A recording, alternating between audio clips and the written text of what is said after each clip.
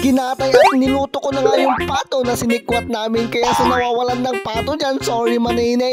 Dalawang putahe nga pala yung linuto ko kasi masarap ako pagkatapos ng pato. Barbecue naman ang buburautin ka.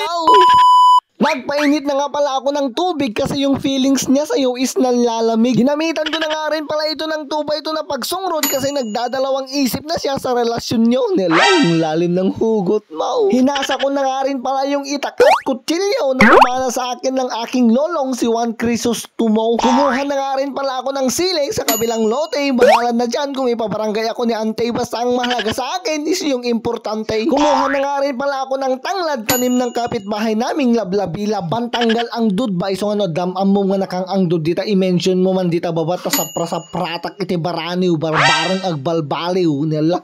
Binuhol ko na nga rin pala ng ganito para mas maganda yung view, wala nang hugas-hugas, hindi naman ako si Poncio Pilato. Tinagtad ko na nga rin pala yung sili para ako'y mas yummy. Tinagtad ko na nga rin pala yung sili para yung lulutuin ko mamaya is mas yummy. May mga bisita nga pala akong darating kaya magluluto ang sikyong bading. Mag-birthday nga pala ako for today's video kaya nga naman magpaparte ako ng pato. Kaya sa mga gustong bumati dyan, mag-comment lang po sa baba at ang pinakagusto kong basahin is yung magtatanong ng GCash number mo nga tasendan kita nila.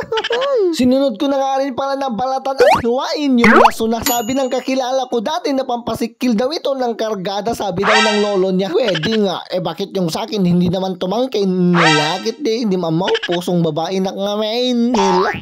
Insaruno ko na nga palang palpalintong laya pampatanggalan at pampadagdag aroma. Hindi amok kita nakalaylayang nakalanglang simulat tadi paiud na. Tinatad ko na nga rin pala ito ng paulit-ulit para lumabas yung katas nang sa ganun ay mas masarap at mas malasa, pero yung katas ni Joshua ay hapuan lansa. At heto na nga yung mga rekado, ready na, nakasagana pa. At sa kauli-huli ang pagkakataon ay pinaliguan ko na nga rin pala itong pato para naman kahit papano ay matanggal naman yung mga tikkab nito. Sa kanya ko pala ginamit yung pinainit kong tubig para madaling dutdutan, saka ko pinulpugan. Kaya ngayon madama ko na siyang bugbugwan. Fast forward na nga tayo, heto madama ko na siyang inaadobo at sa kabilang bangir nilagay ko na nga rin pala yung baraniw. Naglagay na nga rin pala ako ng laya pero ako'y mabisbisin na kaya skip to the good part na tayo. Heto nga, naluto na siya. Nanamnamin ko muna itong adobo at siniwsiwan bago ako kausapin ni Kapitan. At sila nga pala yung mga naggogopuhan kong bisita for today's video. At sakto wala palang klase itong anak kong makulit na kung minsan sobrang tangsit. Pagkatapos nga namin kumain at pagkaalis ng aking mga bisita ay dumiretso kami sa may Junction Luna pagpalpalpaan naman ang merienda.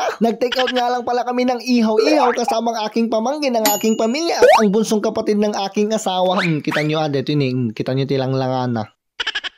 Pinapapak namin yung barbecue habang naghihintay kami ng order namin dito sa may Iras Mickey House. At mga best, may mga nakakilala sa akin. Tingnan nyo naman itong mga fans ko.